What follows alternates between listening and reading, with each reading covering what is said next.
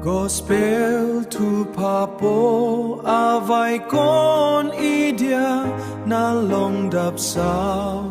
hung lung hamo lagaw dang javat sing hamo lagaw dang javat sing nang ho idia ta amolem na yuta nang bilung lai gel bang avot ti san so de maati men pakai latsa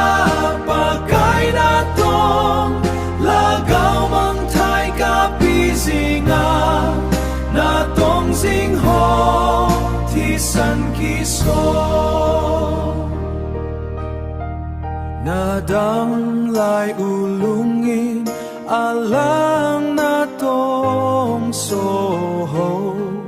lungin acha